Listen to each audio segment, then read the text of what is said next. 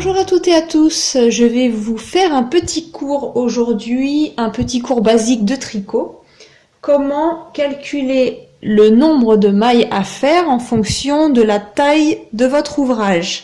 Donc en fonction de votre taille en centimètres, ce sera le nombre de mailles qu'on va calculer.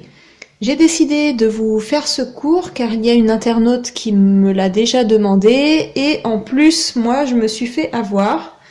Car malheureusement je ne fais pas le fameux échantillon de 10 x 10. Donc pour ne pas que vous fassiez la même erreur que moi, je vous explique. Mon prochain tuto ce sera de faire une housse de coussin. Donc une partie du coussin sera tricotée et le deuxième côté du coussin sera en tissu. La base du coussin que je souhaite couvrir c'est celui-là. Je ne l'ai pas mesuré, j'ai vraiment tenté au hasard et regardez ce que ça donne, ça va pas du tout. Donc là, si je mets de bord à bord, voilà, on va dire que ça arrive là. Et si je tends pour faire l'autre côté, regardez ce qui se passe. Il est beaucoup trop long. Donc c'est dommage, si j'avais fait mon échantillon de 10 x 10, il aurait été vraiment à la bonne taille. Donc, je vous explique tout ça.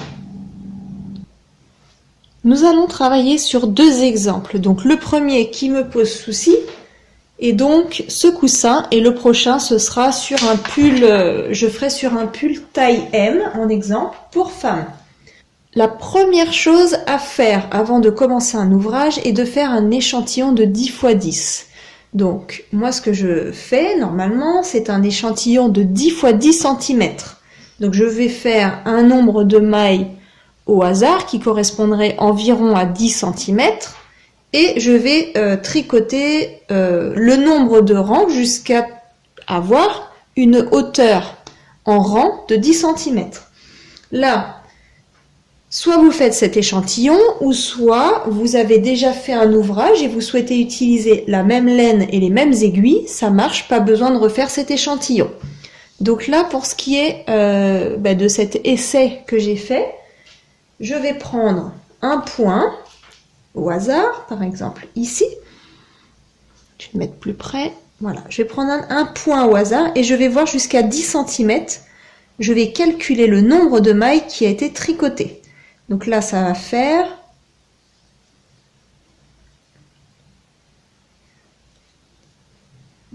Ça va faire 11 mailles. Donc, ce qui veut dire que pour 10 cm, j'ai 11 mailles. Je vais me le noter. 10 x 10 est égal à 11 mailles. Et maintenant, je vais regarder par rapport à la hauteur, combien j'ai fait de rangs. Donc, pareil, je vais mesurer 10 cm. Je prends un point, donc ici, et je vais calculer le nombre de rangs pour faire jusqu'à 10 cm.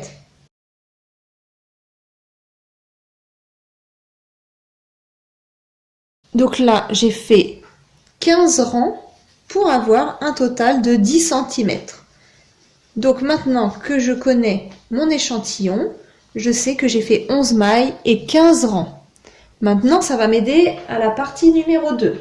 Donc vous prenez la mesure de votre coussin, je vais rajouter 2 cm car je vais prendre en compte les coutures. Donc mon coussin mesure 40 cm. Je vais faire tout simplement un calcul avec la règle de 3. Donc je vais mettre en haut ici la taille en centimètres. Et en bas, je vais mettre le nombre de mailles que j'ai besoin. Nombre de mailles. Alors, les infos qu'on a, on sait que pour 10 cm, je le mets dans la ligne des centimètres. En bas, combien de mailles on a? On en a 11. Maintenant, la taille souhaitée de mon coussin est de 40 cm. Donc, je vais le mettre dans la ligne des centimètres et je vais le mettre ici. Donc, la règle de 3, c'est vous allez multiplier les chiffres qui sont en diagonale. Donc, ça va faire 40 multiplié par 11, vous prenez votre calculette et vous trouverez là 440. Ensuite, une fois que vous avez multiplié ces deux chiffres, vous allez les diviser par le troisième qui reste tout seul. Donc vous allez faire 440 divisé par 10, il ne vous reste plus que 44. Donc ici, le nombre de mailles souhaité pour pouvoir faire au mieux mon coussin et qu'il n'y ait pas de débordement, ce sera 44 mailles. Donc moi j'ai calculé, j'ai fait un peu plus que 50, j'ai dû faire 52 ou 54 mailles. Donc il y avait 10 mailles en trop. Ça c'était l'exemple du coussin. Maintenant on va prendre un exemple pour un pull que vous souhaitez faire en taille M. J'ai regardé sur internet et j'ai tapé largeur pull tricot taille M et j'ai vu que la largeur pour le dos et le devant est de 52 cm pour une taille M. Et la longueur du pull, donc avant les manches, la longueur est de 49 cm. Donc on va calculer ceci. On va commencer par calculer le nombre de mailles qu'on aura besoin pour faire une largeur de 52 cm. C'est la même règle. On va mettre la taille en centimètres et le nombre de mailles. Alors la taille en centimètres, on avait trouvé 10 cm, 11 mailles. Maintenant, on sait que la largeur du pull taille M est de 52 cm. Donc on va faire le même calcul, on va multiplier 52 par 11 avec votre calculette, vous trouverez 572. Puis on va le diviser avec le chiffre qui reste tout seul. Et on va faire 572 divisé par 10. Ça va vous faire 57,2. Alors, c'est un chiffre qui n'est pas tout rond, donc ce que je fais, c'est que j'arrondis toujours au chiffre du dessus, donc ça fera pour moi 58 mailles. Donc pour faire mon pull, je devrais monter 58 mailles.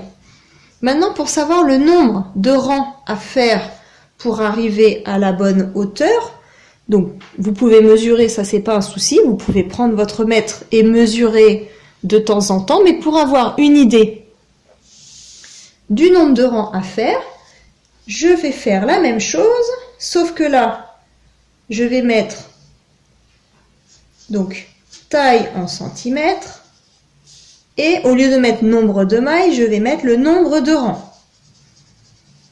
Donc la taille en centimètres, on avait dit que c'était 10 cm, et dans mon échantillon, j'avais trouvé 15 rangs. Donc là, je vais mettre le nombre de rangs 15. Ensuite, on a vu que la hauteur d'un pull, c'était 49 cm. Je vais la mettre ici, dans la ligne des centimètres. Et on va faire le même calcul. On va multiplier ces deux chiffres. 49 multiplié par 15, vous allez trouver 735. Et maintenant, on va le diviser avec le chiffre qui est tout seul.